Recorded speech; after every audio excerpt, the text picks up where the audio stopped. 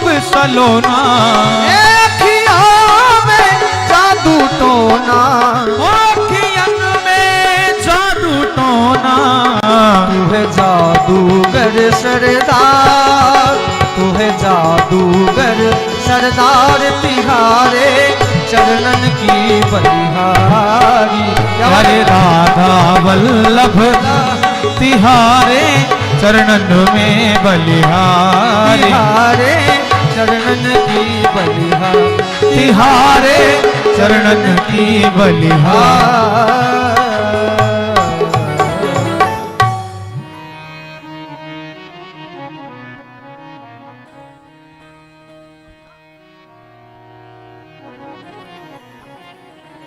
बोलिए शंकर भगवान की जय, श्री सीताराम जी महाराज की जय, जय जय सीताराम।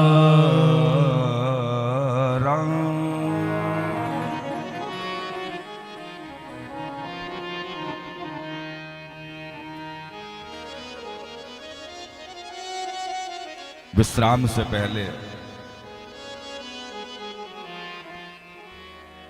भगवान गणेश के विवाह की सुंदर चर्चा का हमने श्रवण किया।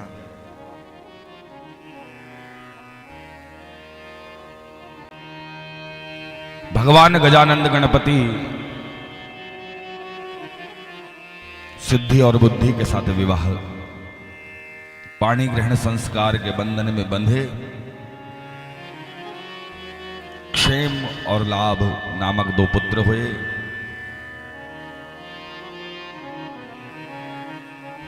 कार्तिकेय भगवान रुष्ट होकर क्रौंच पर्वत पर चले जाते हैं। तत्पश्चात दक्षिण भारत में जाकर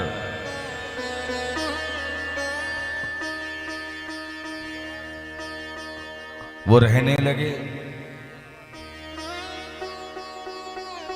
कार्तिक पूर्णिमा एवं कार्तिक की अमावस्या को बारी बारी से मां पार्वती और भगवान शिव उन्हें मनाने के लिए जाते हैं।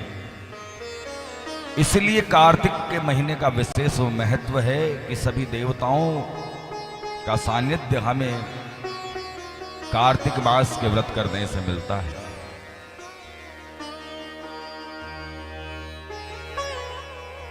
बड़ी सुंदर ये दिव्य कथा है।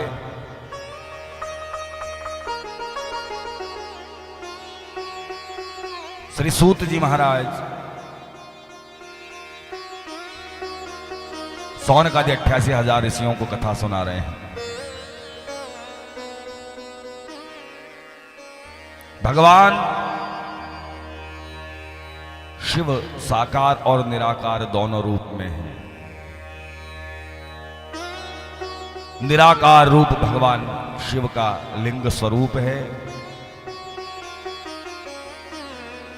और प्रतिष्ठित मूर्ति के रूप में भगवान शिव का जो रूप है उसे हम साकार रूप कहते हैं।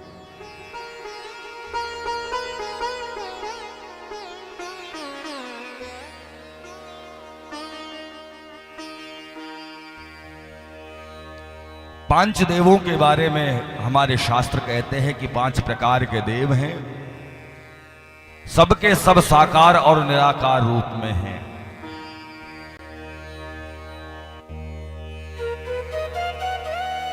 एक बार कथा के मध्य में मैंने चर्चा की थी कि हमारे पंचदेव हैं, जो सब साकार और निराकार दोनों रूप में पूजे जाते हैं। उनमें से भगवान गणेश सर्वप्रथम, पंचदेवों में जो सबसे पहले देव हैं वो हैं गणेश। निराकार रूप में हम सुपारी अथवा तो पीली मिट्टी के गणेश बनाकर उनका पूजन करते हैं और साकार रूप में हम उनका विग्रह, उनकी मूर्ति की पूजा करते हैं। उन्हीं में से जो दूसरे देवता हैं वो है भगवान शिव। 5 देवों की साकार और निराकार दोनों रूप में पूजा होती है, ध्यान देना।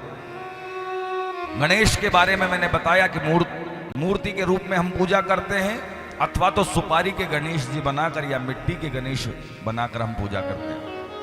उसी प्रकार से दूसरे नंबर पर है भगवान शिव। लिंग स्वरूप उनका निराकार स्वरूप है और साकार स्वरूप में हम भगवान शिव की मूर्ति देखते हैं। तीसरे नंबर पर आती है मां भगवती। पंचदेव में साकार रूप में अष्टभुजी रूप दुर्गा के रूप में हम पूजा करते हैं। प्रत्येक जीव दुर्गा की पूजा अष्टभुजी रूप में करता है, सबकी कुलदेवी के रूप में उनकी पूजा होती है। ये साकार रूप है। और मां का निराकार रूप हमें देखना है तो हमें वैष्णो देवी जाना पड़ेगा। वहां किस रूप में पूजा होती है मैया की? पिंडी के रूप में। 3 पिंडियां हैं तीनों देवियों की। तो जो पिंडी स्वरूप है ये निराकार स्वरूप है, साकार स्वरूप में हम मूर्ति की अष्टभुजी रूप में पूजा करते हैं। चौथे हैं भगवान नारायण। नारायण की पूजा साकार रूप में हम शंख चक्र गदा पद्म धारण किए हुए भगवान विष्णु की पूजा करते हैं, नारायण की पूजा करते हैं। और वही मंदिर में शालिग्राम भगवान के रूप में उनका निराकार विग्रह विराजमान रहता है। जो शालिग्राम जी हैं वही नारायण का स्वरूप हैं। और 5वें जो देव है वो साक्षात सूर्य है। सूर्य को हम साक्षात रूप में देखते हैं, लेकिन उन्हीं की पूजा जब पांडित्य कर्म कराया जाता है, विद्वान पूजा कराते हैं, तो दीपक के रूप में उनकी पूजा की जाती है। वो निराकार स्वरूप है।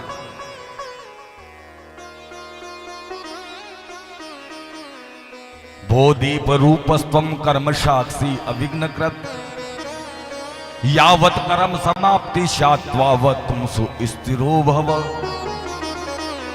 जब सूर्य नहीं होते हैं तो दीपक की साक्षी करके पूजा कराई जाती है। तो ये जो 5 देव हैं ये साकार और निराकार दोनों रूप में हैं।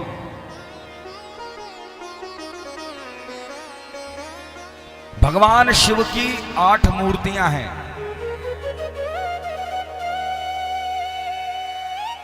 जिसे अष्टमूर्ति का अष्टक के रूप में पूजा जाता है। एक बड़ा सुंदर स्तोत्र है अष्टमूर्ति का अष्टक। इनकी 8 मूर्तियां हैं भगवान शिव की, जो प्रत्यक्ष दिखाई देती हैं। भगवान शिव की 8 मूर्तियों का नाम आप श्रवण करेंगे, ध्यान देना। प्रकृति और पुरुष। इस प्रकृति के अंदर 8 मूर्तियां भगवान शिव की हैं। कौन कौन सी हैं? प्रथम मूर्ति का जो भगवान शिव की जो प्रथम मूर्ति है उसका नाम है सर्व। दूसरी मूर्ति का नाम है भव। तीसरी का नाम है रुद्र। चौथी का नाम है उग्र। 5वीं का नाम है भीम। 6ठी का नाम है पशुपति। 7वीं का नाम है महादेव और 8वीं का नाम है ईशान। ये 8 मूर्तियां हैं। इनका स्वरूप क्या है?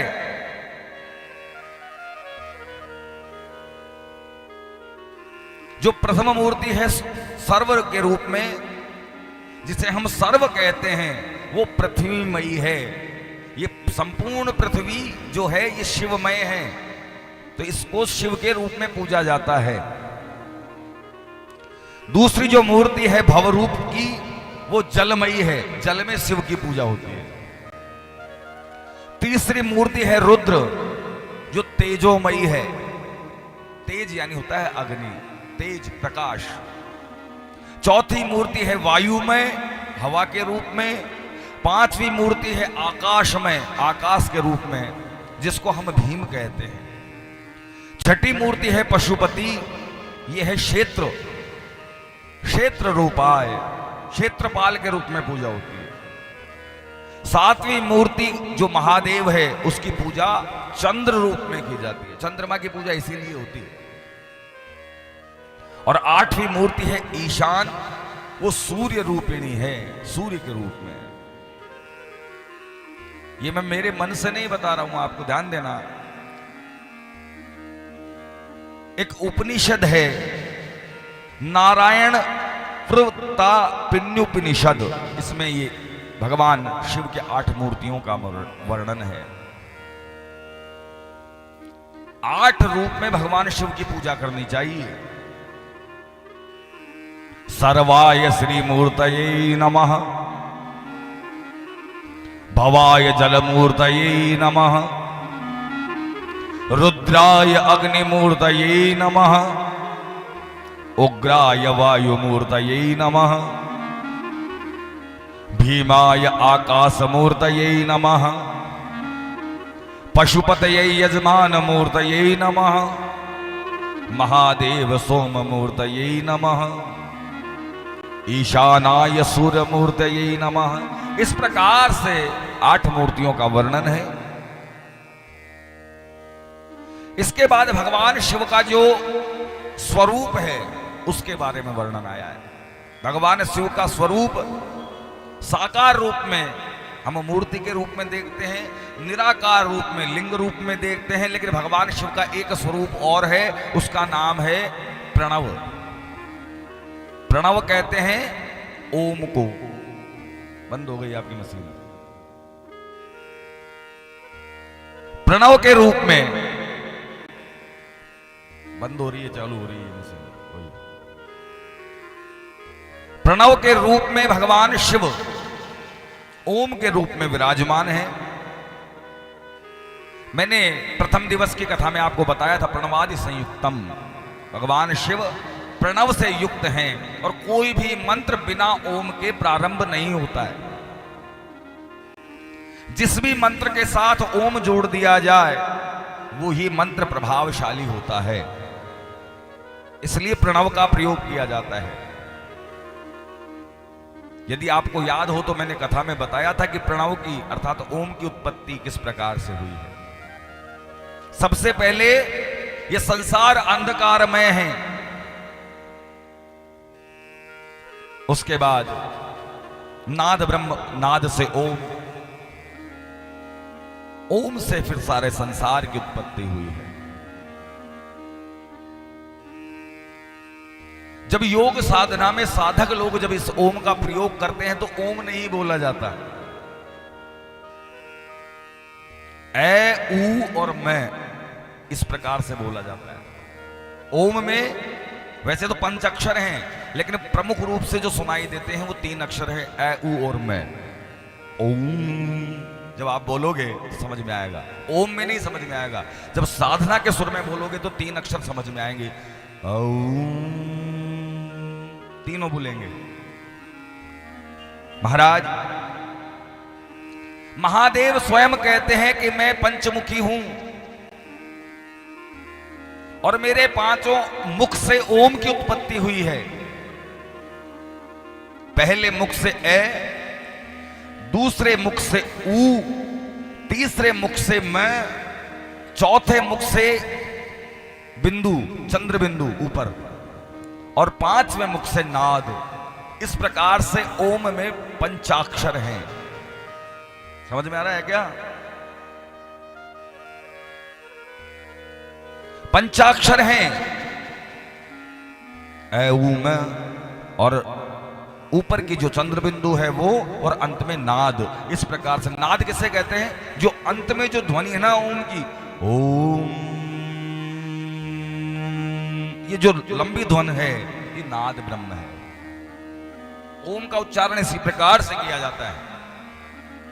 महाराज भगवान शिव कहते हैं कि ओम मेरा साक्षात स्वरूप है। जहां ओम का उच्चारण किया जाता है वहां मंगल ही मंगल होते हैं। प्रणव किसे कहते हैं? प्र से प्रपंच, ऋण से नहीं, और वैसे वहां पर जहां प्रणव का जाप होता है वहां प्रपंच नहीं रहता। महाराज इस प्रकार से बड़े सुंदर ओम के बारे में बताया गया है। इसके बाद में एक मंत्र है जिसका नाम है महामृत्युंजय। महामृत्युंजय मंत्र नाम से ही आपको समझ में आ रहा होगा, जो मृत्यु पर विजय दिलाने वाला मंत्र है उसको कहते हैं महामृत्युंजय। जो अजय कर दे, मृत्यु पर भी विजय दिला दे, वो महामृत्युंजय। ओम होम जूम सह ओम भूर्भुवः स्वः ओम त्र्यंबकं जजामहे सुगंधिं पुष्टिवर्धनम् उर्वारुकमेव वन्दनान् मृत्योर्मुक्षी अमामृतात् स्वः भूः भू ओम सहजूम होम ओम। इस प्रकार से ये महामृत्युंजय मंत्र है।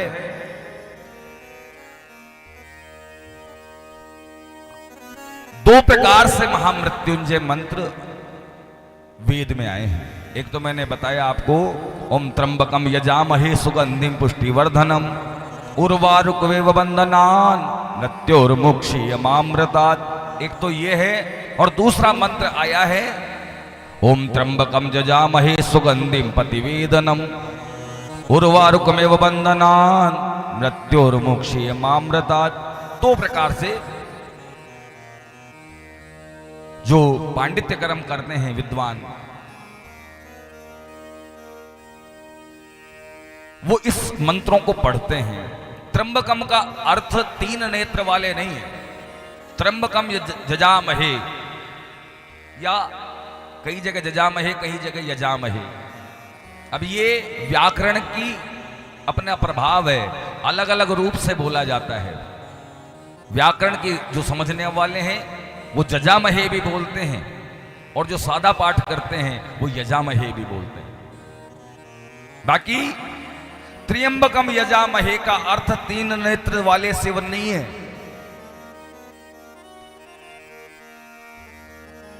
त्र्यंबकम यजामहे का अर्थ है स्त्री अंबा स्वधा यश, अर्थात त्रिलोचन भगवान शिव।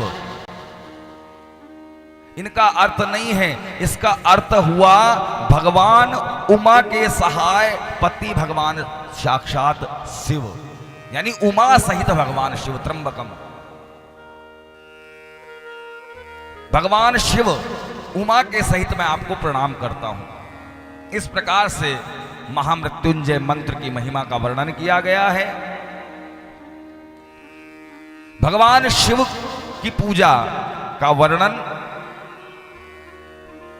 स्कंद पुराण में भी किया गया है। 18 पुराणों में एक पुराण है स्कंद पुराण। अच्छा, स्कंद किसका नाम है? कार्तिकेय का।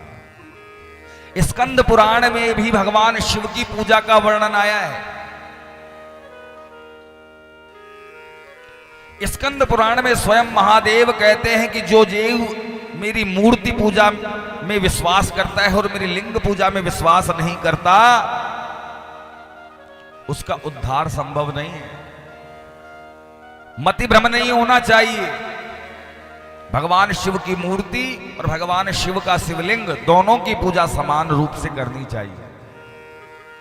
जो जीव मूर्ति की पूजा तो करता है लेकिन लिंग स्वरूप पूजा नहीं करता, उनका उद्धार नहीं होता। हाँ, ये जरूर लिखा है कि बिना लिंगार्चनम यस्य कालो गच्छति नित्यसः महाहानि भवेत तस्य दुर्गाद्य स दुरात्मना। भगवान कहते हैं, और ये श्लोक स्कंद पुराण से है, भगवान कहते हैं जो शिवलिंग की पूजा नहीं करता उसको महाहानि, दुर्गति और दुरात्मा प्राप्त होती है। मैंने पूर्व की कथा में बताया था, सांसारिक बुद्धि से लोग शिवलिंग को गुप्तांग समझते हैं। शिवलिंग का अर्थ है शिव का प्रतीक, इसीलिए लोग भगवान शिव को चढ़ा हुआ नैवेद्य नहीं खाते। लेकिन शिवलिंग का अर्थ शिव के गुप्तांग नहीं है, शिवलिंग का अर्थ है शिव का प्रतीक। महाराज भगवान शिव स्वयं कहते हैं मेरी मूर्ति की पूजा करो परंतु मेरे शिवलिंग की पूजा का त्याग मत करो। भगवान राम ने भी, हम तो साधारण सांसारिक व्यक्ति हैं, भगवान शिव की राम जी ने किस रूप में स्थापना की? शिवलिंग के रूप में, रामेश्वरम शिवलिंग। यदि ऐसा प्रभाव होता तो वो भी तो मूर्ति की स्थापना करते, उन्होंने भी शिवलिंग की स्थापना की है। जो गंगा जल आन चढ़ावई सो साईं जिक नर मुक्ति पावई। ध्यान देना, ऐसा भगवान राम कहते हैं कि जो भी रामेश्वरम जाकर गंगा जल चढ़ाते हैं उसे साईं जिक मुक्ति प्राप्त होती है। इसलिए भगवान शिव की मूर्ति और भगवान शिव के शिवलिंग में कोई अंतर नहीं समझना चाहिए। भगवान शिव कहते हैं कि मेरे लिंग पूजा का त्याग किया तो अवश्य ही दुर्गति प्राप्त होगी। महाहानि भवेत तस्य दुर्गस्य दुरात्मना। अर्थात संसार में भगवान शिव की दोनों रूप में ही पूजा की जाती है। महाराज इस प्रकार से बड़ी सुंदर श्री सूत जी महाराज कथा सुनाते हैं। कथा के क्रम में यहां से युद्ध खंड प्रारंभ होता है। भगवान शिव के द्वारा त्रिपुर का उद्धार किया गया। श्री नारद जी महाराज ब्रह्मा जी से प्रश्न करते हैं कि हे पिताश्री, मुझे आप कथा सुना रहे हैं, भगवान शंकर ने खेल ही खेल में दुष्टों का अंत कैसे किया, ये कथा सुनाइए। ब्रह्मा जी महाराज कहते हैं कि हे पुत्र नारद, एक बार व्यास जी ने सनत कुमारों से प्रश्न किया, तब व्यास जी ने सनत कुमारों को कथा सुनाई। ये कथा मैं तुम्हें सुनाता हूं। भगवान चंद्रमौलिक श्री महादेव ने त्रिपुर नामक नगर को एक ही बाण में नष्ट कर दिया। त्रिपुर नाम का एक नगर है, उसमें तारकासुर नामक एक दैत्य रहता था। उसके 3 पुत्र हैं जिसका नाम है तारकांश, विद्युन्नमाली और कमलाक्ष। इन तीनों ने ब्रह्मा जी महाराज की तप किया, ब्रह्मा जी महाराज की तपस्या की। हजारों वर्षों तक तपस्या के बाद जब ब्रह्मा जी महाराज वरदान देने को आए तो वरदान मांगा कि हे ब्रह्मदेव, आप हमें अमर कर दो। ये जितने भी राक्षस हैं ना, ये अमरत्व ही मांगते हैं। ब्रह्मा जी कहते हैं, अरे अमर तो मैं स्वयं ही नहीं हूं, तुम्हें अमर कहां से करूं। देखो ध्यान देना, इंद्र, ब्रह्मा, ये सब पद हैं। पद पे से एक दिन उतरना ही पड़ता है। आपने बार बार कथाओं में सुना है कि एक तपस्वी ने बहुत बड़ा तप किया तो इंद्र का इंद्रासन हिल गया। क्यों हिल गया? क्योंकि वो जानते हैं कि मेरे से बड़ा यदि कोई तपस्वी आ गया तो मेरा पद हिल जाएगा, मेरे को हटा दिया जाएगा। ऐसा हमारा शास्त्र कहते हैं कि जो 100 यज्ञ कर लेता है जीवन में, 100 यज्ञ, उसको इंद्र का इंद्रासन मिलता है। महाराज ब्रह्मा जी कहते हैं कि मैं स्वयं ही अमर नहीं हूं तो तुम्हें अमर कैसे करूंगा, कोई दूसरा वरदान मांगो। तो तीनों दैत्य कुमारों ने ब्रह्मा जी महाराज से कहा कि महाराज आप एक ऐसे नगर का निर्माण करके दो जो देवताओं को दिखाई ना दे और नगर में सभी सामग्रियां, जो भी हमारी आवश्यकताओं की वस्तुएं हैं वो उस नगर में अपने आप उपलब्ध हो जाएं, हमें नगर से बाहर नहीं जाना पड़े। क्योंकि वो विचार कर रहे हैं कि एक ऐसा नगर बनाएंगे जो दिखाई देगा नहीं देवताओं को, और जो भी सामान की आवश्यकता है नगर के अंदर मिल जाएगा, तो फिर बाहर जाना नहीं पड़ेगा। तो देवता हमें मारेंगे कैसे? ब्रह्मदेव ने वरदान दिया, तथास्तु। इन तीनों भाइयों ने मिलकर देवताओं को कष्ट देना प्रारंभ किया। सारे देवता दुखी होने लगे। देवताओं से युद्ध करते, जब हारने का नंबर आते तो दौड़कर अपने नगर में चले जाते, जो अदृश्य था, दिखाई नहीं दे रहा है। चैन को देख रहे हो क्या?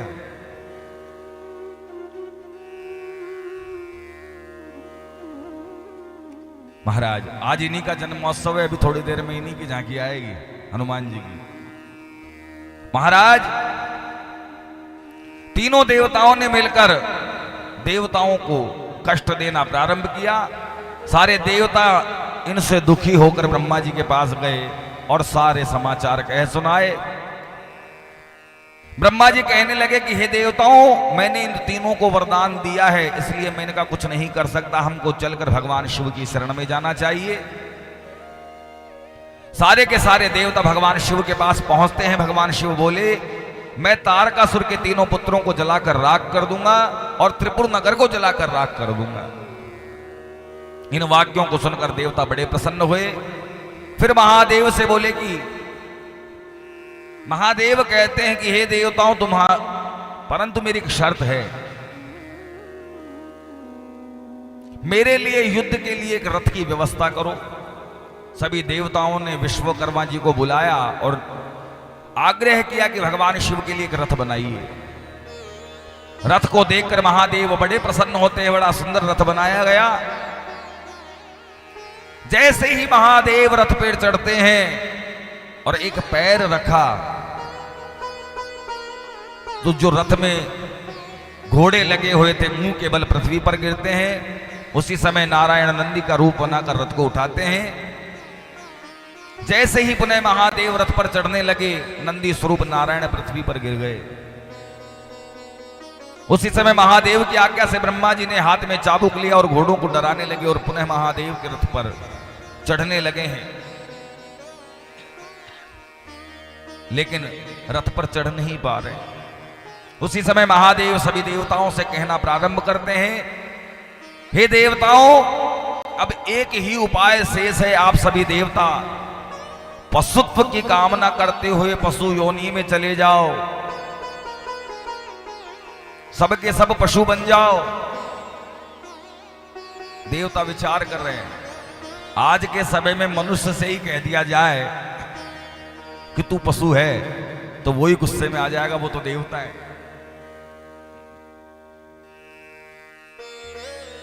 महाराज जैसे ही महादेव ने कहा कि सबके सब देवता पशु बन जाओ, सारे देवता सोचने लगे, सिर झुका लिया, किसी ने भी हां नहीं की। देवता सोचने लगे, हम कैसे पशु बन जाएं? यदि पशु बन गए तो नरक में जाना पड़ेगा। भगवान महादेव कहते हैं, हे देवताओं, पशु बनने से तुम्हारा पतन नहीं होगा, तुम नरकगामी नहीं बनोगे। बस एक बार मेरे कहने से पशुत्व योनि को धारण करो।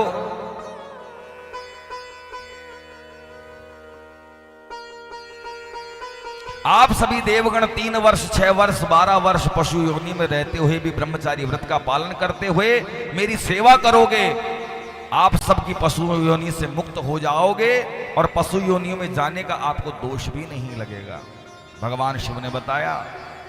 लेकिन फिर भी कोई देवता पशु बनने को तैयार नहीं है। भगवान महादेव कहते हैं, हे नारायण, मैं तुम्हें पशु बनने का आदेश देता हूं। आप जानते हो कि मैं तुमको पशु बनने के लिए क्यों कह रहा हूं, क्योंकि इसमें भी मेरी कोई लीला है, इसका कोई ना कोई कारण है। आप मेरी आज्ञा से पशु योनि को प्राप्त करो। तो सर्वप्रथम भगवान नारायण पशु बनने के लिए हां करते हैं। जैसे ही नारायण और ब्रह्मा के द्वारा पशुत्व स्वीकार किया गया तो सारे देवता एक एक करके पशु बनने लगे। उसी क्षण भगवान महादेव कहते हैं, तुम सब पशु बनने को तैयार हो तो मैं महादेव कहता हूं कि मैं पशुओं का पति बनूंगा, पशुपतिनाथ बनूंगा। और मैं पशुपतिनाथ बनकर उस त्रिपुर को जलाकर राख कर दूंगा। और भगवान उस समय पशुपतिनाथ के रूप में प्रकट हुए।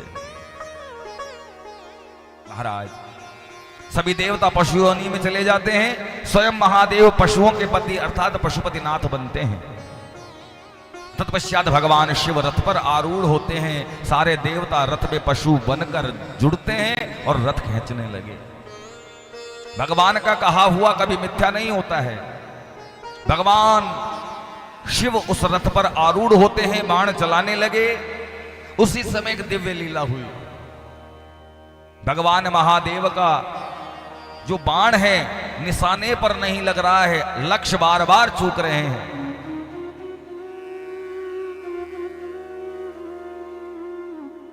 भगवान का जो शस्त्र है वो अमोघ होता है, लेकिन फिर भी निशाने पर नहीं लग रहा है। भगवान महादेव अपने पैरों की ओर देखते हैं तो एक मूषक अर्थात चूहा भगवान शिव के पैरों को काट रहा है। कभी थोड़ी गुदगुदी करता तो भगवान अपने लक्ष्य से भटक जाते और तीर सही जगह नहीं लग रहा है। महादेव सोचने लगे ये मूषक मुझे क्यों परेशान कर रहा है। उसी समय एक आकाशवाणी हुई कि हे महादेव, आप स्वयं अपने वचनों से भूल रहे हैं, मुकर रहे हैं। आपने कहा था कि किसी भी कार्य को प्रारंभ करने से पहले गणेश की पूजा होगी। आपने युद्ध प्रारंभ करने से पहले गणेश की पूजा नहीं की है, तो कार्य पूर्ण कैसे होगा। उसी समय भगवान महादेव ने गणेश का पूजन किया, युद्ध प्रारंभ किया।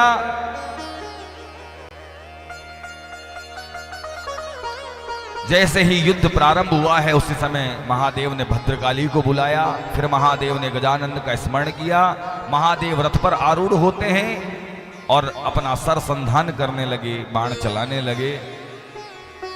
अब महादेव घोषणा करते हैं, हे तारकांश, हे विद्युन्माली, हे कमलाक्ष, आज मैं महादेव जो देवों का देव है, जो पशुओं का पति है, आज मैं तुम्हें इस त्रिपुर को जलाकर राख कर दूंगा।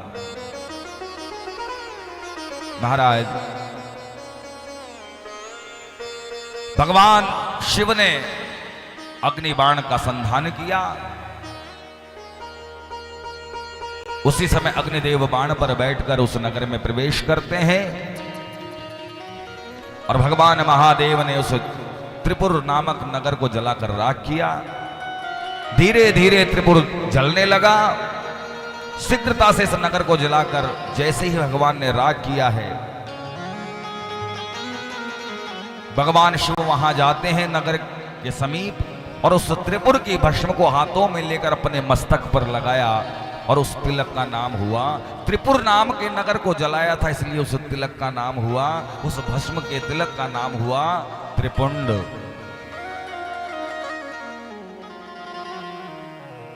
भगवान शिव उस नगर की भस्म को लेकर अपने सिर पर लाठ पर लगाते हैं, नाम हुआ त्रिपुंड।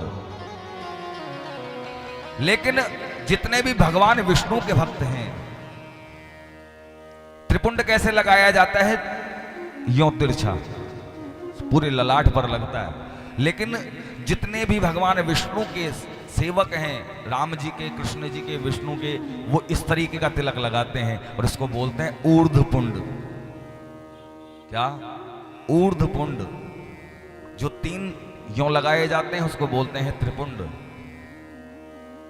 महाराज भगवान अपने ललाट पर त्रिपुंड धारण करते हैं।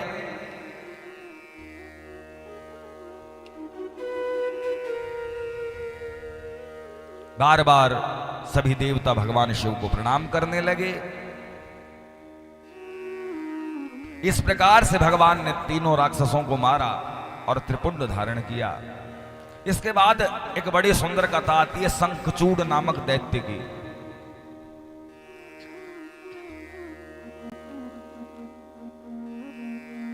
इस कथा का कुछ अंश श्रीमद् भागवत कथा में भी आया है। शंखचूड़ कौन है, ध्यान देना।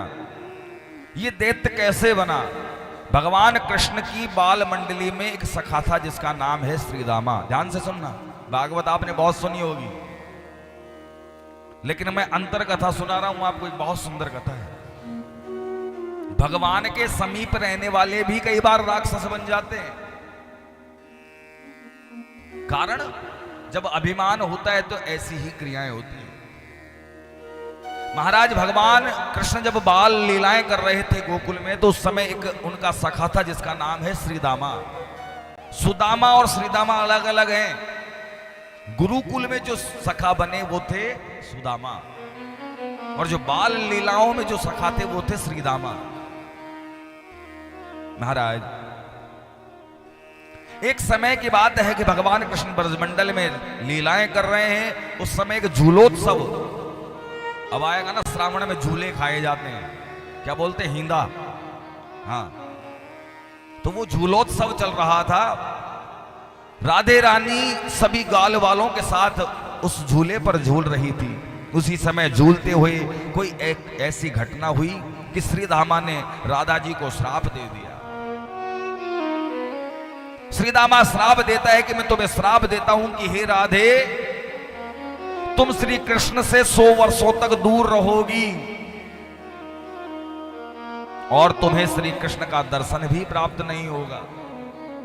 अपने प्रिय के विपक्ष उन्होंने श्राप दिया कि 100 वर्षों तक तुम्हें वियोग भोगना पड़ेगा, और उस समय तुम 100 वर्षों तक कृष्ण के दर्शन भी नहीं कर पाओगी।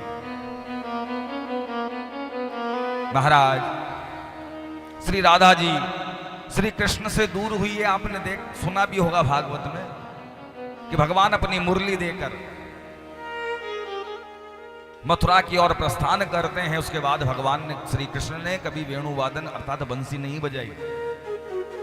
अक्रूर जी लेने के लिए आते हैं, सुना है ना भागवत में, अक्रूर जी लेने के लिए आते हैं। इस रथ पर बैठकर भगवान कृष्ण और बलराम मथुरा में चले जाते हैं और लौटकर कभी वृंदावन पुनः नहीं आए। उसके बाद मथुरा में रहे। मथुरा के बाद वहां से चलकर उन्होंने द्वारिका नगरी का निर्माण किया। तत्पश्चात फिर आगे चलकर स्वधाम गमन हो गया। कभी वापस कृष्ण और राधा मिले नहीं। केवल एक बार समयंतक क्षेत्र में श्री राधा और कृष्ण का मिलान होता है। ऐसी कथा भागवत में आती है।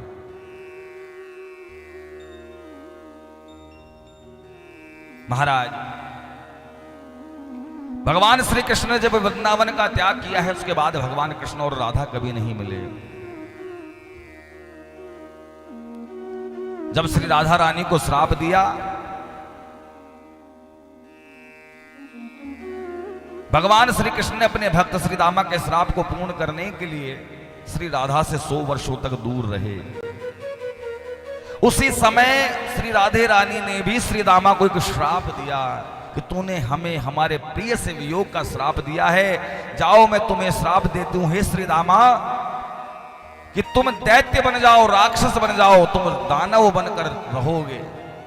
उस राधा जी के श्राप के कारण वही श्री दामा आगे चलकर शंखचूड़ नामक दैत्य बना। महाराज एक बात यहां कहना चाहता हूं, वैसे तो श्राप आजकल कलयुग है, पूर्ण होते ही नहीं है, लेकिन फिर भी गलती से किसी को अपशब्द में मजाक में भी गलत नहीं बोलना चाहिए। हो सकता है उसी समय जिव्या पर सरस्वती विराजमान हो जाए। आपने देखा होगा कि मैंने मना किया था, क्यों गए, और जैसे ही मना करने के बाद कोई व्यक्ति गया और एक्सीडेंट हो गया और मर गया। हो सकता है ऐसा। हमारे शास्त्र कहते हैं कि 24 घंटे में कहे गए शब्द एक बार जरूर सत्य हो जाते हैं।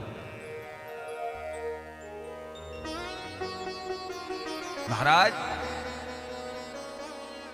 और एक पुस्तक का मैं यहां कोट करूं, यानी आपको उसका उदाहरण बताऊं।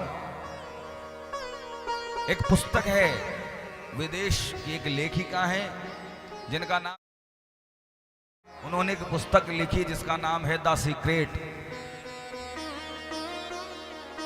उस पुस्तक में लिखा गया है, हमारे धर्मग्रंथ तो बहुत पहले लिखे चुके हैं, उस पुस्तक में लिखा गया है कि जो हम सारे दिन सोचते हैं वही हमारे सामने प्रकट होता है। समझ में आ रहा है, नहीं आ रहा? और समझो, जो सारे दिन ये सोचता है ना मैं तो मरा, मैं तो मरा, मैं तो मरा, तो उसको मरना निश्चित है। और जो ये सोचता है बहुत आनंद है, सब आनंद है, सब कृपा है ठाकुर जी की, तो फिर अपने आप कृपा होती है। इसलिए रोना बंद कर दो, ये कहो बहुत आनंद है, ठाकुर जी को धन्यवाद दो सारे दिन, बस बहुत बढ़िया है। आप ये सोचो कि आपको जितना मिल गया उतना भी कईयों को नहीं मिलता है। हाँ या ना? अरे कई तो रोड पर ही पड़े हैं, तुम्हारे पास झोंपड़ी है तो उसका धन्यवाद तो दो। और झोंपड़ी क्या, आजकल तो महलों में रह रहे हैं फिर भी चिल्ला रहे हैं, अरे बाहर रे मिला नहीं कुछ भी। अरे ठाकुर जी तूने क्या किया? अरे उसने तो बहुत कुछ कर दिया, तेरे को मनुष्य शरीर दे दिया। एक एक अंग की कीमत लगाओ। एक आंख मांग ली जाए कि साहब एक आंख दे दो, तुम्हारे पास कुछ नहीं है पैसे, चलो 20,000 रुपए ले लो, एक आंख दे दो, दे देगा कि कोई? क्यों? कुछ नहीं है ना तुम्हारे पास। तो कईयों की किडनियां खराब हो जाती है, कोई कह दे कि 2 लाख रुपए ले दे, तेरी एक किडनी दे दे मेरे को, दे देंगे। क्यों? ये शरीर अनमोल है, एक एक अंग की कीमत लगा के देखना, बहुत अनमोल शरीर मिला है। और फिर भी यदि हम रोते रहें तो फिर रोते रहो। इसलिए मैं कहता हूं, एक बात ध्यान देना, हर समय हर परिस्थिति में भगवान का धन्यवाद करो कि जो दिया है तूने बहुत दिया है, मेरी सामर्थ्य से ज्यादा दिया है। रोना बंद कर दो। जो लिखा है ना उसने, वो बहुत अच्छा लिखा है साहब। कई ऐसे लोग हैं जो चल नहीं पा रहे हैं, कई ऐसे लोग हैं जिनके दोनों आंखें नहीं है, वो संसार को देख नहीं पाते हैं।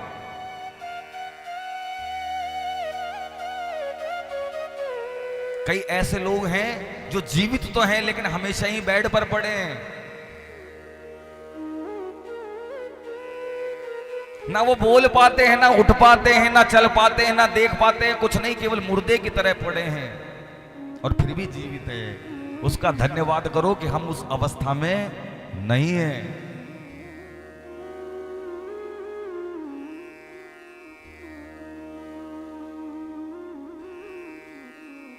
महाराज आइए एक सुंदर सा भाव गुनगुनाते हैं, फिर चलेंगे आगे।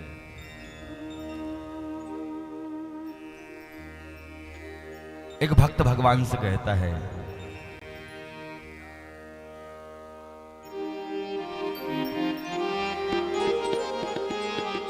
आइए इस भाव को गाना मेरे साथ, आप सुनना। जो भी मैं भजन बोलूंगा ना वो मन से होगा, भाव होगा। भाव का अर्थ है आप उस ठाकुर जी से कहो। नाचने के भजन तो फिर लास्ट में 1 या 2 हमारे भाई लोग गाते हैं बस। बाकी मैं जो भी भजन कथा में गाऊंगा वो वही होंगे जिसको आप सुनकर ठाकुर जी से कहो। और कहना है क्या? दुनिया से मैं हारा हूं, तकदीर का मारा हूं। दुनिया से मैं हारा हूँ, क्या बात है? तकदीर का मारा हूँ। जैसा भी हूं अपना लो, मैं बालक तुम्हारा हूं। जैसा भी हूं अपना लो, तकदीर का मारा हूँ। दुनिया से मैं हारा हूं, तकदीर का मारा हूं। दुनिया बोलो भाव से से। हारा हूँ, तकदीर का मारा। हे नाथ हे शंभो,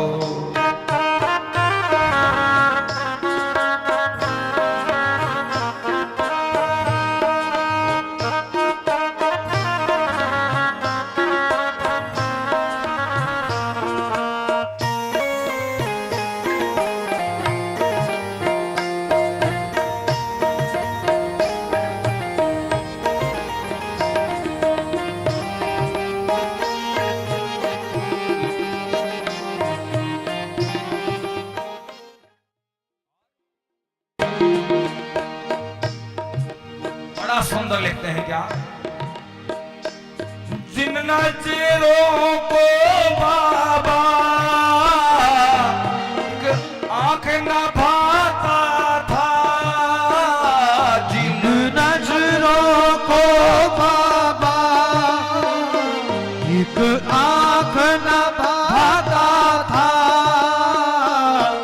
करते थे सभी पर्दा जब मैं दिख जाता था, करते थे सभी पर्दा जब मैं दिख जाता था। क्या कहा है भक्त ने? जिन नजरों को बाबा एक आंख न बहता था, करते थे सभी पर्दा जब मैं दिख जाता था। और अब क्या है बाबा तेरी कृपा हुई तो, अब वो ही गले लग कर अपनापन दिखाते हैं। अब वो ही गले लग कर अपनापन दिखाते हैं। जब कोई नहीं आता मेरे भोले आते हैं। जब कोई नहीं आता मेरे भोले आते हैं। अरे दुनिया से मैं हारा हूँ, तकदीर का मारा हूँ। दुनिया से मैं हारा हूँ, ताली सेवा कर दो। तकदीर का मारा हूँ। और जैसा भी हूँ अपना लो, मैं बालक तुम्हारा हूँ। दुनिया से मैं हारा हूँ, तकदीर का मारा हूँ।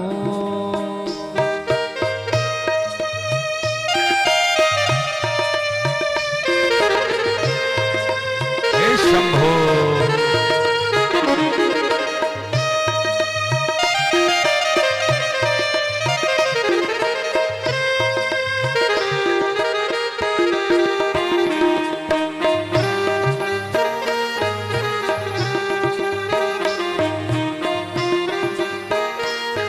और वैसे तो सबसे बड़े तो भगवान हैं, लेकिन इस कलयुग में हमने पैसे को भगवान मान लिया। रिश्ते भी, एक ध्यान देना, गरीब से कोई रिश्ता नहीं रखता, और पैसे वाला दूर का भी होगा तो ये कहेंगे हमारे फला फला वो है रिश्तेदार। क्यों? कि तुमसे रिश्ता नहीं है, तुम्हारे पैसों से रिश्ता है। अपने सभी रिश्ते फीके पड़ जाते हैं। अपने सब रिश्ते फीके पड़ जाते हैं। जब जेब से पैसों के पत्ते झड़ जाते हैं। जब जेब से पैसों के पत्ते झड़ जाते हैं। मतलब के सभी माधव, मतलब के सभी माधव यहाँ रिश्ते निभाते हैं। मतलब के सभी माधव यहाँ रिश्ते निभाते हैं। वो जब कोई नहीं आता मेरे भोले आते हैं। दुनिया से मैं हारा हूँ, तकदीर का मारा हूँ। हे नाथ, हे शंभो,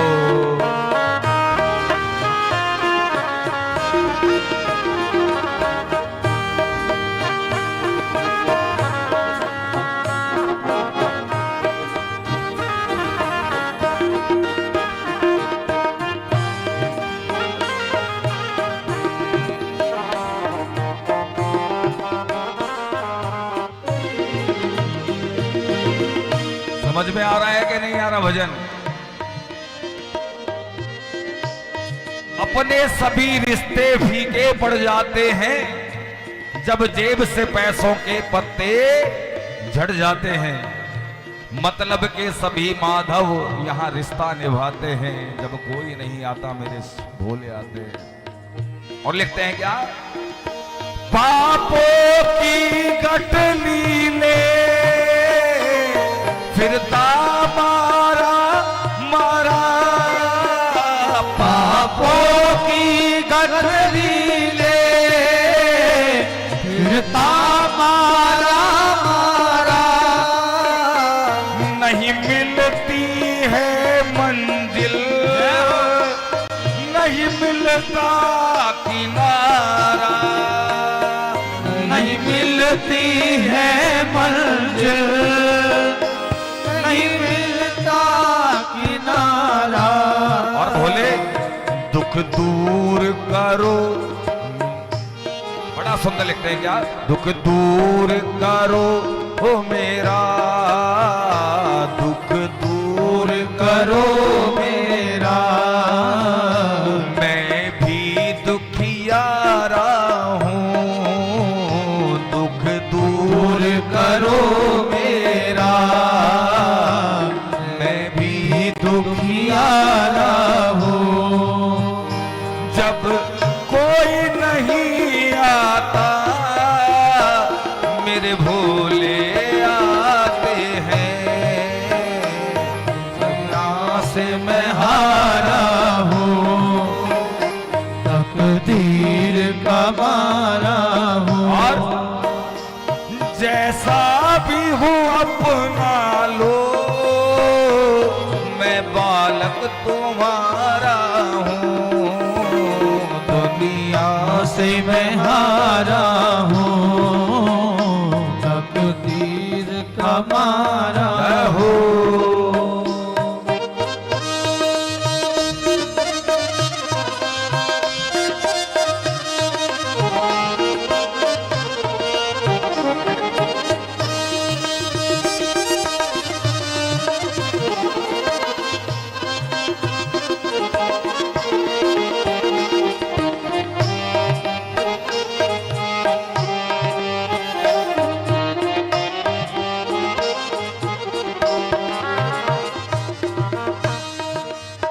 बोले शंकर भगवान की जय, बोले श्री सीताराम जी महाराज की जय, जय सीताराम।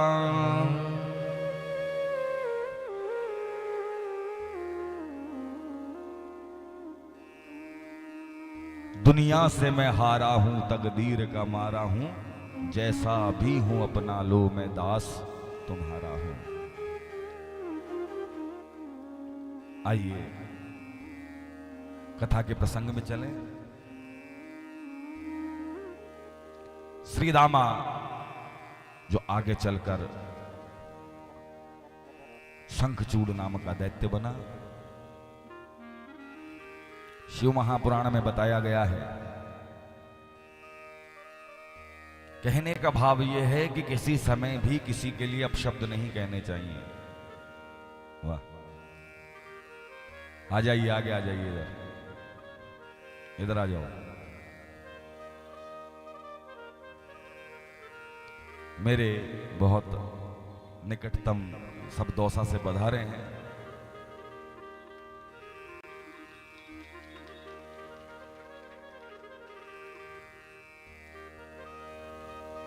सभी बैठिए, विराजमान। मंदिर जाके आइए अंदर, फिर सोफे पे बैठिए। आइए प्रसंग में चलें। श्रीमान चंद्रमोहन जी, रामकरण जी, एडवोकेट साहब, प्रमोद जी, पाठक जी और अब्दुल रशीद भाई, सभी मेरे जो बहुत निकटतम लोग हैं वो दौसा से यहाँ पधारे हैं। आइए प्रसंग में हम चलें। तो ब्रह्मा जी के पुत्र हुए मरीचि और मरीचि के पुत्र हुए कश्यप।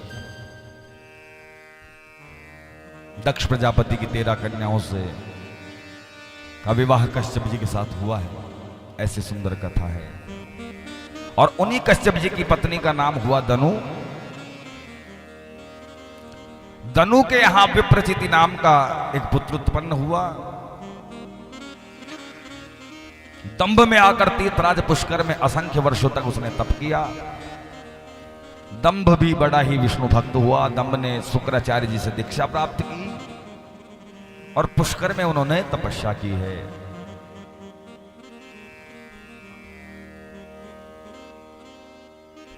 महाराज नारायण के पास जाकर उसने प्रार्थना की कि नारायण कहने लगे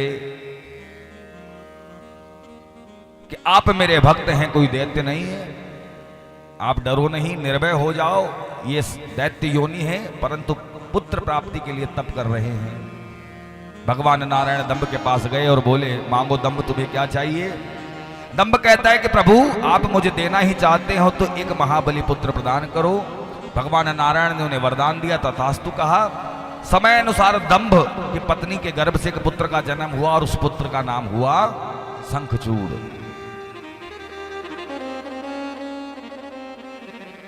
शंखचूड़ बड़ा पराक्रमी है। पुष्कर में जाकर उसने भी समय अनुसार तप किया। ब्रह्मा जी महाराज प्रसन्न होते हैं, वरदान देने के लिए आते हैं। कहने लगे, मांगो शंखचूड़, तुम्हें क्या चाहिए? शंखचूड़ कहता है कि हे प्रभु, मुझे बस केवल कृष्ण कवच आप प्रदान करें, इसके अलावा मुझे कुछ नहीं चाहिए। जैसे ही वरदान लेकर शंखचूड़ जाने लगा तो ब्रह्मा जी महाराज शंखचूड़ से पुनः कहने लगे कि हे शंखचूड़, मैं तुम्हें कहता हूं तुम मेरे कहने से बद्रिक के आश्रम चले जाओ। वहां धर्मध्वज नाम के एक राजा है, उनकी पुत्री का नाम है तुलसी। तुलसी विवाह की कथा सुनी है क्या आपने? तुलसी जी का विवाह शंखचूड़ के साथ हुआ है। आगे चलकर भगवान उनका शील हरण करते हैं और शालिग्राम बनते हैं। ये वही कथा है जो भागवत में भी संक्षिप्त रूप में आई है। महाराज शंखचूड़ बद्रिक आश्रम चले जाते हैं और तुलसी के पास जाकर कहने लगे, कई जगह पर कथाओं में मैंने आपको कई बार बताया है, कल्प भेद की कथाओं के अनुसार कथाएं भी परिवर्तित हो जाती हैं। कई जगह पर शंखचूड़ के साथ विवाह बताया गया है और कई जगह जालंधर के साथ विवाह का प्रसंग आया है। तुलसी का विवाह जालंधर के साथ हुआ, लेकिन अंतर क्यों है? कल्प भेद की कथा है इसलिए। महाराज शिव महापुराण के अनुसार ब्रह्मा जी के आदेशानुसार तुलसी के पास जाकर शंखचूड़ विवाह का आग्रह करता है और कहने लगा कि हे देवी, आप कौन हैं? तुलसी कहती है कि मैं धर्मध्वज राजा की पुत्री हूं, मेरा नाम तुलसी है। तुलसी ने पूछा कि आप कौन हैं? तो शंखचूड़ कहता है, मेरा नाम शंखचूड़ है और मैं ब्रह्मा जी के आदेश अनुसार यहां आया हूं। तुलसी कहती है कि हे शंखचूड़, आप यहां से चले जाओ, क्योंकि नारी में वह शक्ति है जो किसी भी पुरुष को मोहित कर सकती है। आप यहां से चले जाइए, मैं तपस्या कर रही हूं। शंखचूड़ कहता है, हे देवी, मुझे क्षमा करना, मैं असत्य नहीं कह रहा। आपने भी बिल्कुल सत्य कहा है कि नारी में वो शक्ति है कि किसी भी पुरुष को मोहित कर सकती है, परंतु मैं ब्रह्मा जी के वरदान अनुसार यहां आया हूं तुमसे विवाह करने के लिए। हे देवी, मैं दैत्य हूं, परंतु आप निर्भय होकर तपस्या करो। लेकिन मुझे ब्रह्मा जी ने तुम्हारे पास भेजा है विवाह करने के लिए। उसी समय वहां ब्रह्मा जी महाराज प्रकट होते हैं। ब्रह्मा जी शंखचूड़ से कहने लगे, अरे शंखचूड़, मैंने तुम्हें तुलसी से विवाह करने के लिए कहा था, तुमने अब तक तुलसी से विवाह नहीं किया। शंखचूड़ बोला कि हे प्रभु, ये तुलसी कन्या है। कल मैंने 16 कन्याओं के नाम बताए थे, उसमें तुलसी भी कन्या की उपाधि को प्राप्त है। ये 16 कन्याएं जिनका विवाह हो गया लेकिन फिर भी कन्या स्वरूप में हैं। उनमें से एक कन्या का नाम बताया था रति। किसकी पत्नी है रति? कामदेव की। जब भगवान शिव का विवाह हुआ था तो रति रुदन करती है कि प्रभु मेरे पति को जीवित करो, तो भगवान उसी कामदेव की भस्म से उसे वापस पुनः अनंग बनाते हैं, यानी बिना शरीर के। ऐसी कथा मैंने सुनाई थी आपको कल, याद है महाराज। यहां तुलसी को भी कन्या की उपाधि मिली है महाराज। ब्रह्मा जी तुलसी से क्रोध में कहने लगे, हे तुलसी, तुमने मेरे वचनों का अनादर किया है। तुम्हें ज्ञात नहीं कि शंखचूड़ को मैंने यहां भेजा था। तुमने अब तक विवाह क्यों नहीं किया? उसी समय ब्रह्मा जी ने शंखचूड़ और तुलसी का विवाह कराया। और ब्रह्मा जी तुलसी से कहने लगे कि हे तुलसी, तुम्हें चिंता करने की आवश्यकता नहीं है। ये दैत्य है, परंतु ये परम कृष्ण भक्त है। कौन था शंखचूड़? बताइए, अभी बताया मैंने। कौन था? भगवान श्री कृष्ण का परम भक्त, परम सखा श्री रामा। महाराज, ये श्राप के कारण, श्री राधा के श्राप के कारण दैत्य बना है। ये इस संसार में इस योनि को भोगने के पश्चात गोलोक धाम में निवास करेगा, भगवान कृष्ण की सेवा में चला जाएगा।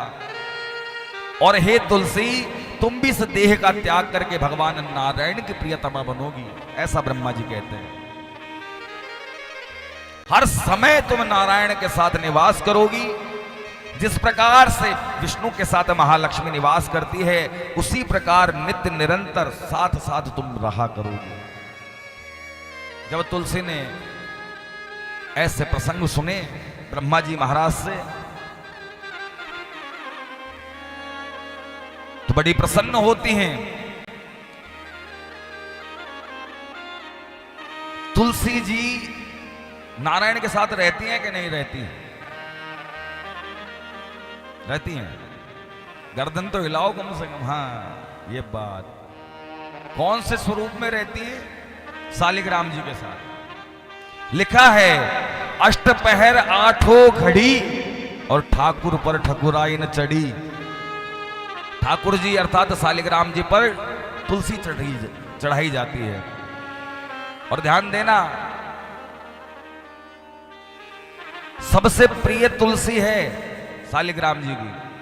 जैसे भगवान शिव के बारे में मैंने बताया कि भगवान शिव को प्रिय है बिल्व पत्र, उसी प्रकार से नारायण को सबसे प्रिय कुछ है तो वो है तुलसी। भगवान के नैवेद्य में भी तुलसी डाली जाती है। भगवान भोजन ही जब अर्पण करते हैं, जब तुलसी डाल दोगे महाराज।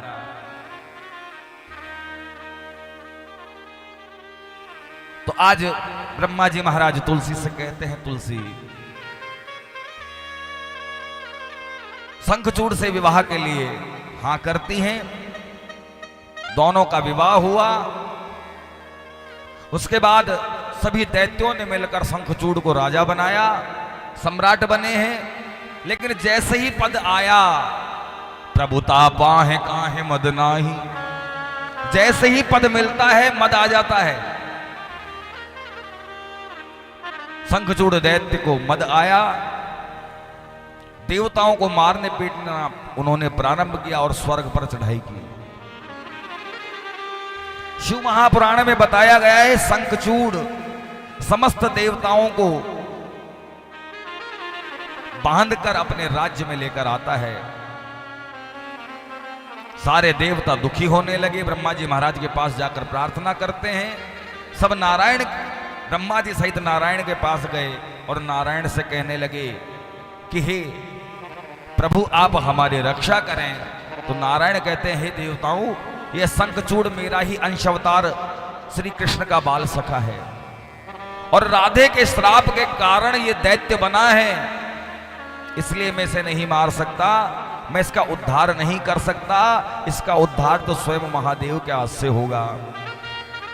सभी देवता नारायण सहित महादेव के पास जाते हैं, सारा वृत्तांत सुनाते हैं। महादेव कहते हैं, ठीक है, मैं शंखचूड़ का उद्धार करूंगा। उसी समय महादेव एक दूत को शंखचूड़ के पास भेजते हैं। दूत ने जाकर शंखचूड़ से कहा कि महादेव ने कहा है कि तुम सावधान हो जाओ और देवताओं का राज्य उन्हें वापस लौटा दो, नहीं तो युद्ध के लिए तैयार हो जाओ। शंखचूड़ कहता है कि महादेव से जाकर कहना, राज्य तो क्या मैं एक तिल के बराबर भी स्थान देवताओं को नहीं दूंगा।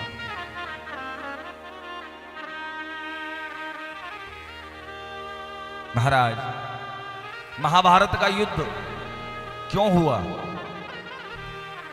सोचा ग्रेव न दास्यामि बिना युद्धेन केशव। भगवान स्वयं कृष्ण समझाने जाते हैं कौरवों को कि केवल 5 गांव दे दो,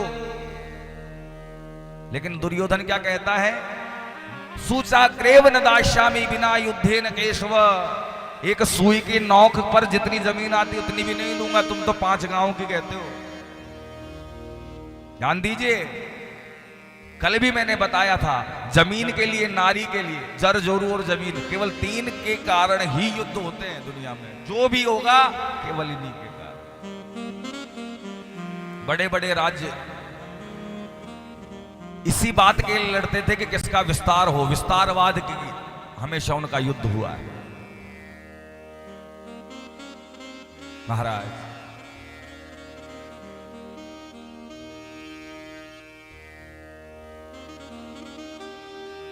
शंखचूड़ जैसे ही गद्दी पर बैठता है, अभिमान के कारण शंखचूड़ दूत से कहता है कि जाकर महादेव से कहना, युद्ध की बात तो छोड़ो, तुम मुझसे क्या युद्ध करोगे? यदि वो अपनी सलामती चाहते हैं, अपनी खैर चाहते हैं, तो मेरी शरण में आ जाएं। अरे छोटे छोटे जो देवता हैं वो तो मुझे देखकर ही भाग जाते हैं। मुझे युद्ध की चिंता नहीं है, युद्ध के लिए मैं तैयार हूं।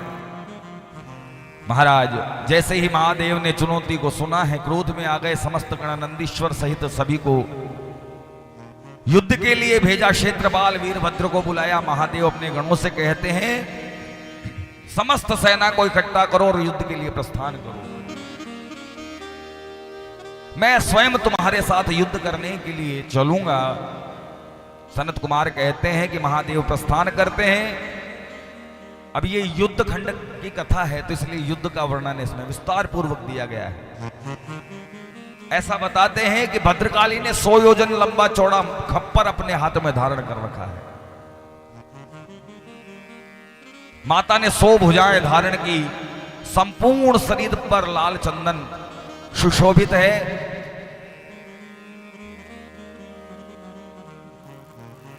मां की जिह्वा 1 योजन की है। इस प्रकार से बड़ा युद्ध का वर्णन है। तत्पश्चात भगवान महादेव युद्ध करने के लिए जाते हैं।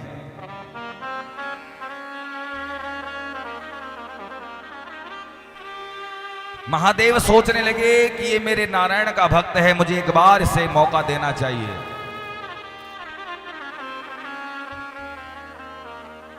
भगवान महादेव शंखचूड़ से कहते हैं कि तुम यहां से लौटकर चले जाओगे तो मैं तुम्हें अभय वरदान दूंगा, क्षमा कर दूंगा, तुम मेरी शरण में आ जाओ। इधर शंखचूड़ ने दूत को महादेव के पास भेजा। शंखचूड़ कहता है कि महादेव से जाकर कह दो कि हमारे महाराज ने कहा है कि महादेव शंखचूड़ की शरण में आ जाओ तो महादेव मैं तुम्हें अभय वरदान दे दूंगा। महाराज, महादेव कहते हैं कि मैं तो भक्तों के अधीन हूं। मैंने तारकासुर आदि दैत्यों को भक्तों के अधीन रहकर उन्हें क्षमादान दिया है। महाराज युद्ध के लिए आते हैं। संपूर्ण सेना को आदेश दिया। घनघोर दोनों में युद्ध होता है, लेकिन भगवान शिव बार बार प्रहार करते हैं।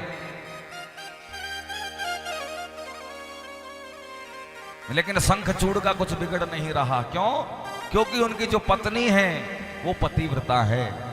कल मैंने बहुत कुछ बताया था पतिव्रता स्त्रियों के बारे में। तुलसी भी एक उनमें से है। परम साध्वी हैं, परम सती हैं। बार बार प्रहार किया गया। महादेव स्वयं जो महाकाल हैं वो प्रहार कर रहे हैं, लेकिन कुछ नहीं बिगाड़ पा रहे हैं। महाराज किस प्रकार से इस दैत्य को मारा जाए विचार किया। उसी समय एक आकाशवाणी हुई कि जब तक इसकी पतिव्रता स्त्री का शील हरण नहीं होगा तब तक ये नहीं मारा जाएगा। भगवान नारायण जाते हैं, तुलसी शंखचूड़ का रूप बनाकर गए। तुलसी विचार करती है कि मेरे स्वामी युद्ध जीत कर आ चुके हैं। बड़े प्रेम भाव से उनका स्वागत किया, सम्मान किया। तदपश्चात भगवान नारायण जो शंखचूड़ के रूप में है आलिंगन करते हैं और तुलसी का शील हरण होता है। उधर महादेव युद्ध कर रहे हैं। जैसे ही तुलसी का सतीत्व नष्ट हुआ, भगवान महादेव के हाथों से शंखचूड़ मारा गया। महाराज जैसे ही तुलसी स्पर्श करती है तो कहती है कि तुम कौन हो, मैं तुम्हें पहचान नहीं पा रही हूं, तुम कौन हो, तुम शंखचूड़ तो नहीं हो। उसी समय भगवान विष्णु वहां प्रकट होते हैं नारायण के रूप में। तुलसी ने देखा, रुदन करने लगी, रोने लगी और कहती है कि हे प्रभु, मैंने तो रात दिन आपका भजन किया है, आपने मेरा शील हरण किया। जाओ मैं तुम्हें श्राप देती हूं, तुम्हारा मन पत्थर का है इसलिए तुम पत्थर बन जाओ। उसी समय भगवान नारायण शालिग्राम के रूप में प्रकट हुए।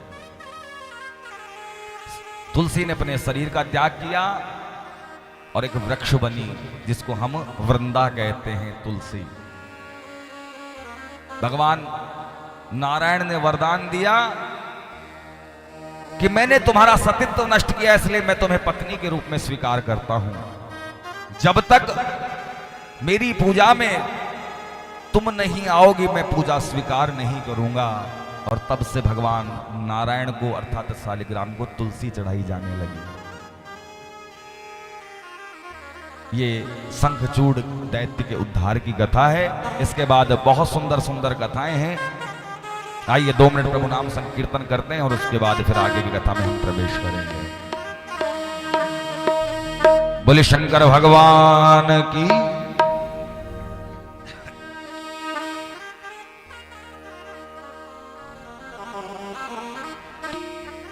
अभी हमने बड़ा सुंदर भाव गाया था, लेकिन हमारे दूर से यहां तक चल के आए तो इनको भी एक भजन तो मेरे को सुनाना पड़ेगा। इसलिए एक सुंदर सा भाव छोटा सा और फिर इसके बाद आगे चलेंगे।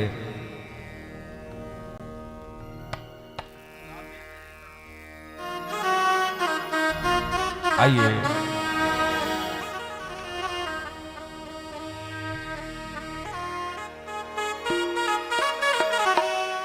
जुगल जी, यदि हूं तो मेरी आवाज सुन रहे तो मेरे पास आए। आइए सुंदर सा भाव है, मेरे साथ गुनगुनाएं सभी। भोले और मेरे साथ बोले क्या? भोले मेरी नैया को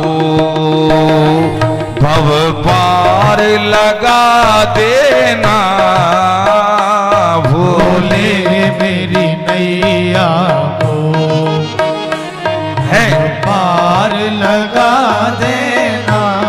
और जो भी दोसा से पधारे हैं वो सभी मंच पे आ जाएं।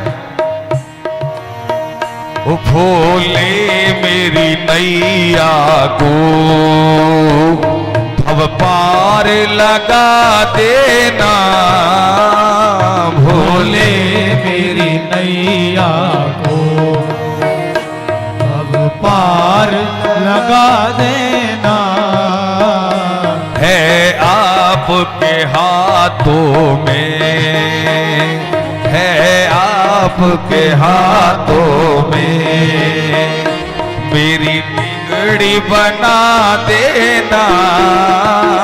भोले मेरी नैया को अब पार लगा देना। भोले मेरी नैया हो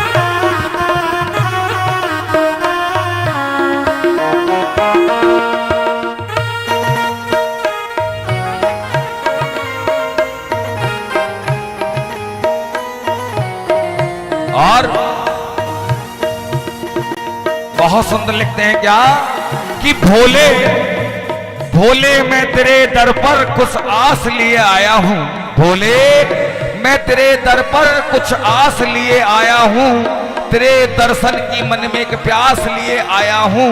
अब छोड़ दिया ये जग सारा, तोड़ दिए सभी रिश्ते, विश्वास है भक्ति का मन में, विश्वास लिए आया हूं। भोले मेरी नैया। और सीताराम जी मंदिर की ओर से, स्थानीय समिति की ओर से आप सभी का स्वागत करें। हमारे के महंत जी जय हो।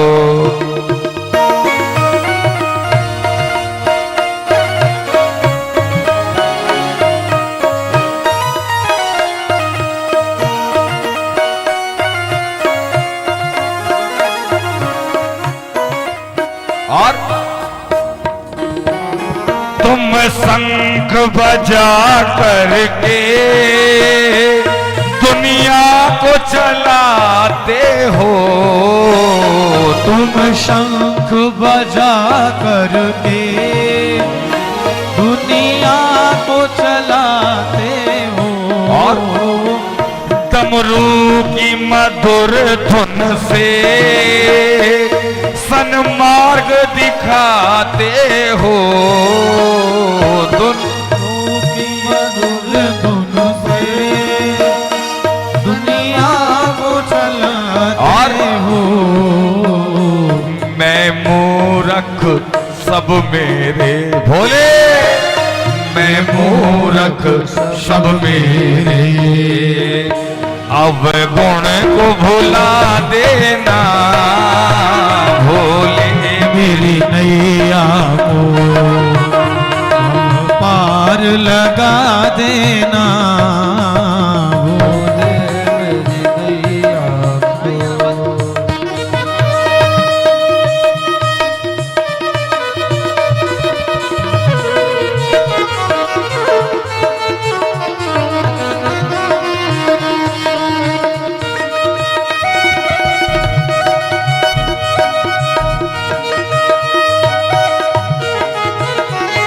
आइए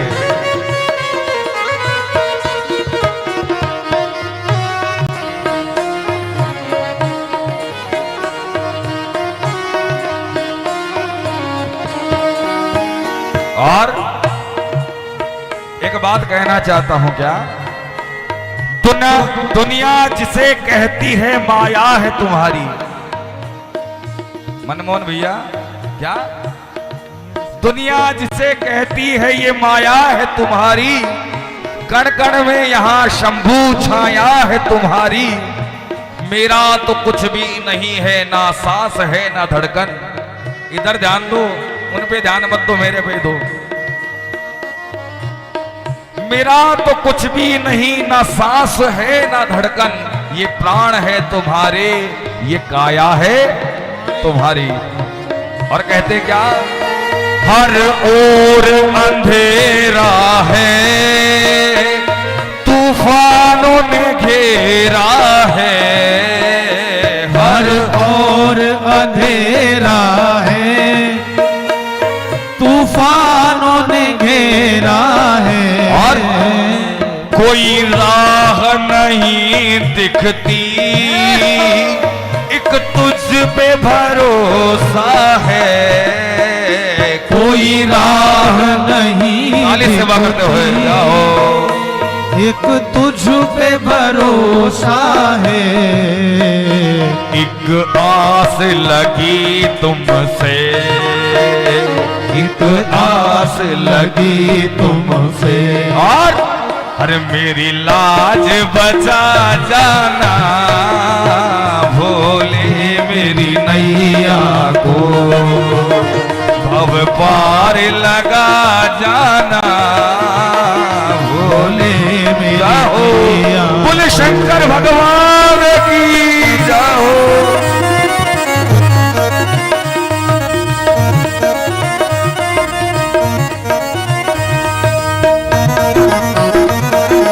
हे नाथ हे शंभो,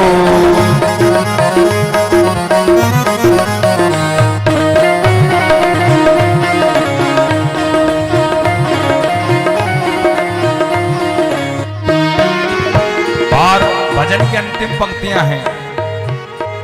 हे महाकाल, बड़ा सुंदर लिखा है एक भक्त ने कि हे महाकाल तुम्हारे दर्शन पर लोग, ध्यान देना बड़ा सुंदर भाव है कि हे महाकाल, मीठा, हे महाकाल तुम्हारे दर पर लोग खाली हाथ आते हैं और झोली भर कर जाते हैं। हे महाकाल तुम्हारे दर पर लोग खाली हाथ आते हैं और झोली भर कर जाते हैं। कोई तो बात है महाकाल तुम्हारे दर्शन में, तभी तो लाखों लोग शीश झुकाते हैं। महादेव जटा में तुमने गंगा को छिपाया है। महादेव जटा में गंगा को छिपाया है। माथे पर चंद्र सजाकर विषधर लिपटाया है। माथे पर चंद्र सजा ओ विषधर लिपटाया है। और मुझे नाथ गले अपने, मुझे नाथ गले अपने, अरे महाकाल लगा लेना भोले मेरी नैया को।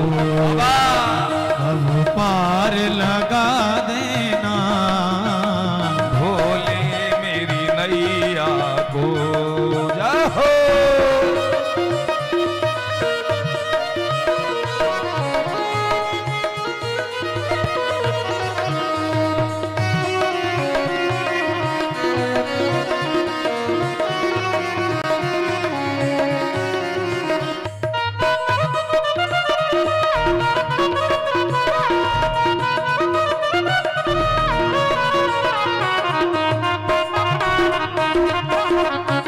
शंकर भगवान की जय।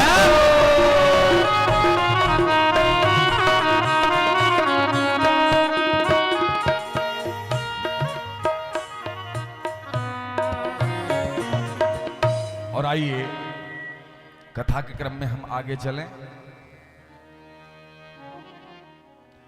यहां से युद्ध खंड का विराम और भगवान शिव के 12 ज्योतिर्लिंगों की कथाएं आती हैं। भगवान महादेव का एक स्वरूप बड़ा प्रसिद्ध है। एकादश रुद्र हनुमान जी महाराज के रूप में। हर देवता किसी ना किसी युग में आए हैं।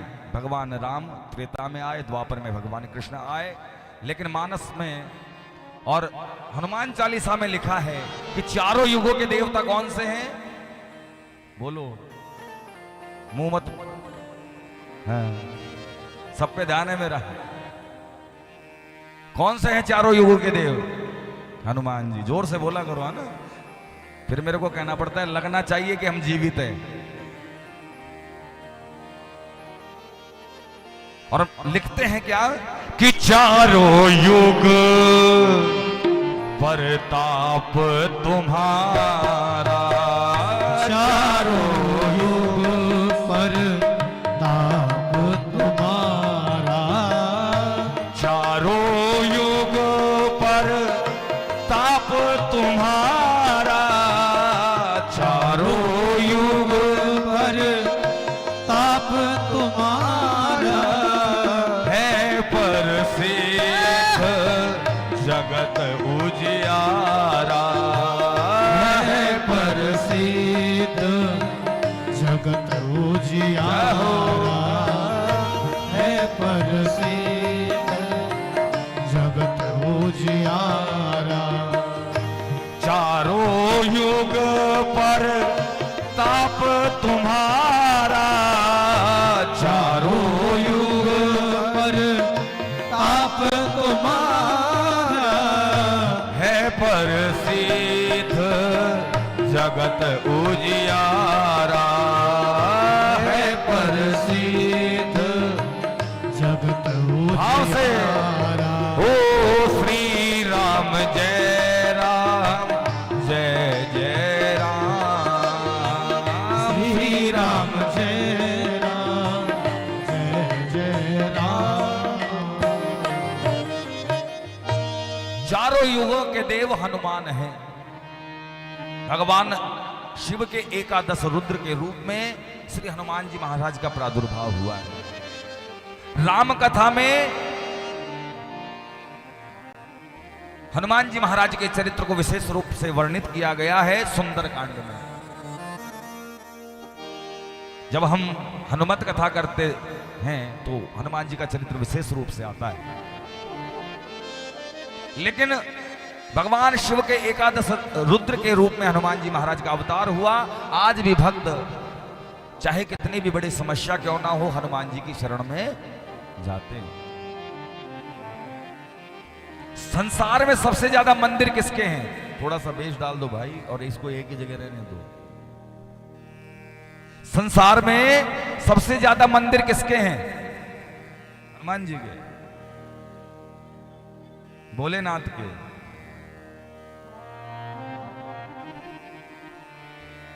केवल सबसे ज्यादा मंदिर हम या तो शंकर भगवान के मिलेंगे अथवा तो भोलेनाथ के या तो हनुमान जी के। अब दोनों एक ही रूप हैं।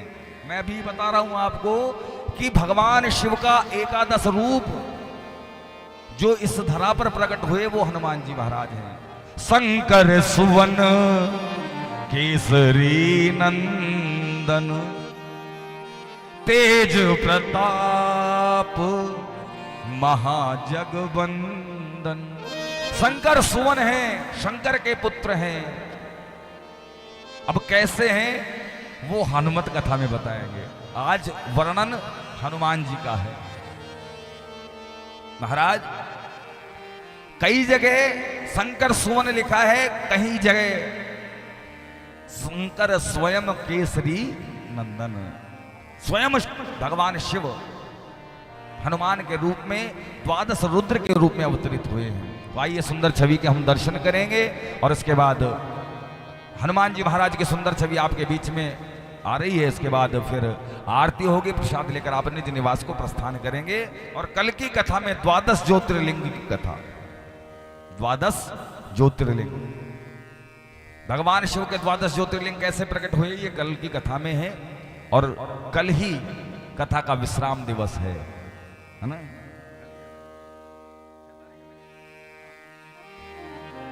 कल कथा का विश्राम होगा। द्वादश ज्योतिर्लिंगों की कथा है, कल कथा का विश्राम हो जाएगा।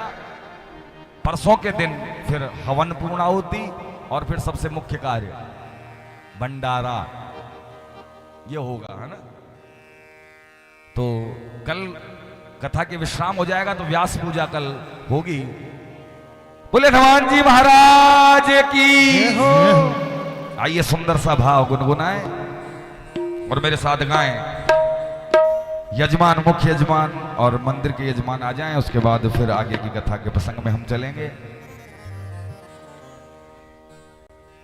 बोले हनुमान जी महाराज की, श्री सीताराम जी महाराज की, शंकर भगवान की।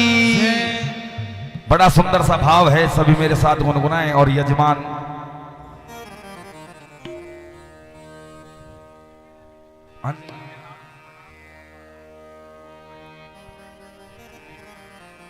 हे दुख भंजन। और हनुमान जी महाराज से सभी प्रार्थना करें क्या कि हे दुख भंजन मारुति नंदन सुन लो मेरी पुकार। पवन सुत विनती बारंबार, पवन सुत विनती बारंबार। हे दुख भंजन मारुति नंदन, हे दुख भंजन मारुति नंदन सुन लो मेरी पुकार। पवन सुत विनती बारंबार, पवन सुत विनती बारंबार।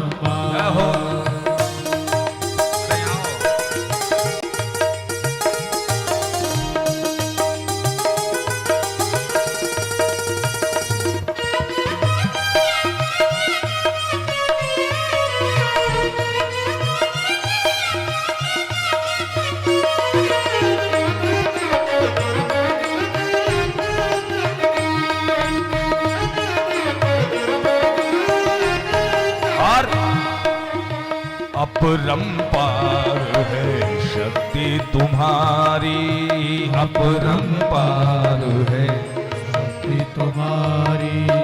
तुम पर रीझे अवध बिहारी, तुम पर रीझे अवध बिहारी। भक्ति भाव से ध्याऊं तो है, भक्ति भाव से ध्याऊं तो है। करो दुखों से पार पवन सुत विनती बारंबार, पवन सुत विनती बारंबार। जय हो। जिनको भी पूजन करना है शीघ्रता से आते रहें। जय हो।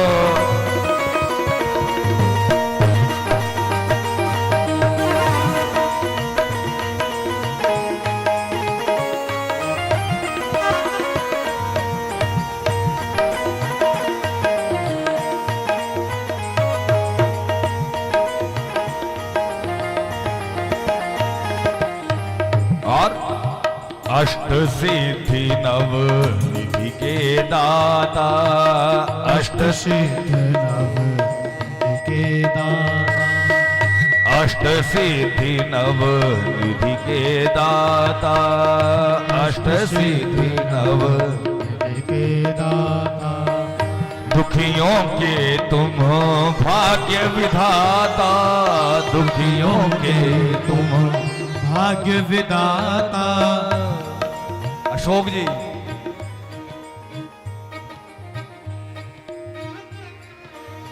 सिया राम के काज संवारे, सिया राम राम के काज सवारे।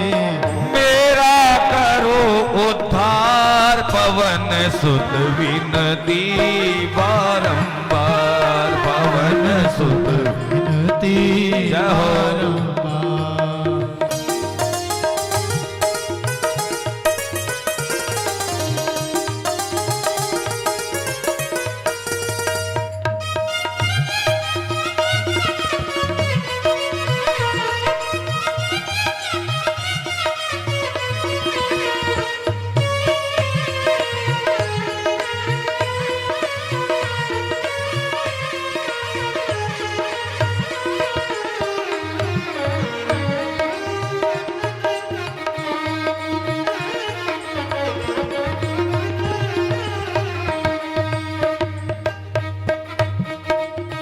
जपहूँ निरंतर नाम तुम्हारा, जपहूँ निरंतर नाम तिहारा। अब नहीं छोड़ूं तेरा द्वारा, अब नहीं छोड़ूं तेरा द्वारा। राम भक्त मोहे शरण में लीजे, राम भक्त मोहे शरण में लीजे। करो भव से पार पवन सुत विनती बारंबार, पवन सुत विनती बारंबार।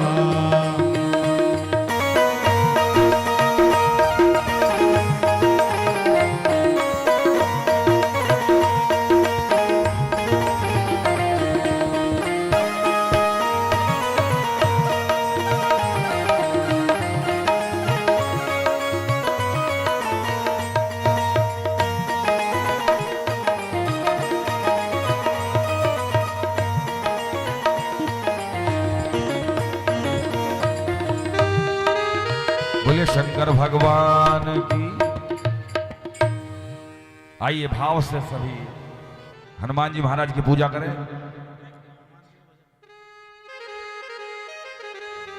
जय जय जय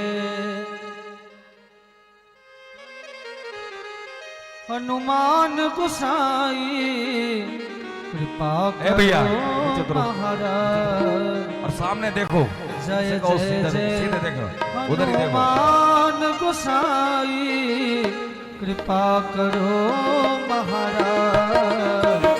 जय जय जय हनुमान गोसाई कृपा करो महाराज। कृपा करो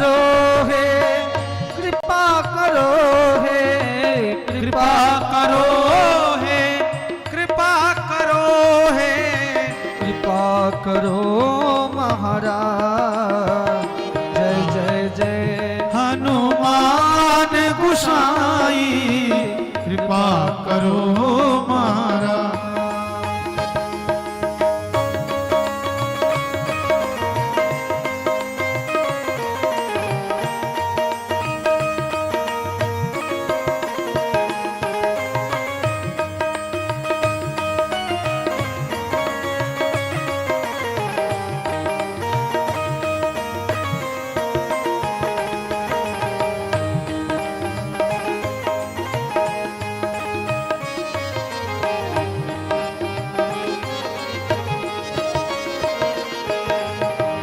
तन में तुम्हारे शक्ति विराजे, मन भक्ति से भीना।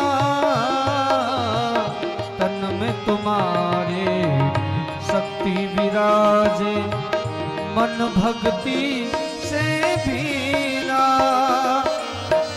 जो जन तुम्हारी शरण में आए, जो जन तुम्हारी शरण में आए, दुख दर्द हर लीना।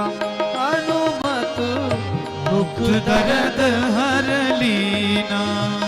महावीर प्रभु हम दुखियन के, महावीर प्रभु हम दुखियन के, तुम हो गरीब नवाज।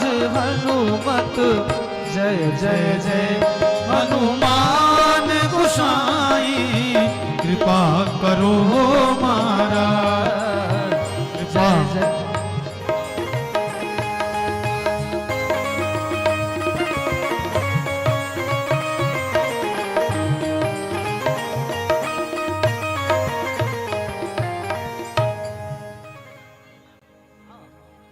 बोले हनुमान जी महाराज की, बोले शंकर भगवान की।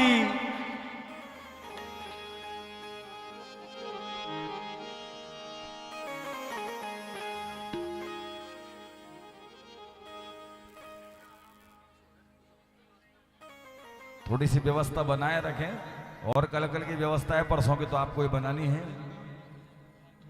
तो आराम से कल की व्यवस्था और बनाए रखो। दुनिया में देव हजारों हैं, हनुमान तुम्हारा क्या है।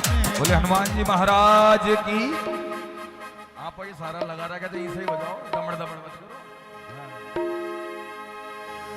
दुनिया में देव हजारों हैं, हनुमान तुम्हारा क्या कहना। देव हजारों है, बजरंग बली का क्या कहना। वो इनकी शक्ति का क्या कहना, इनकी भक्ति का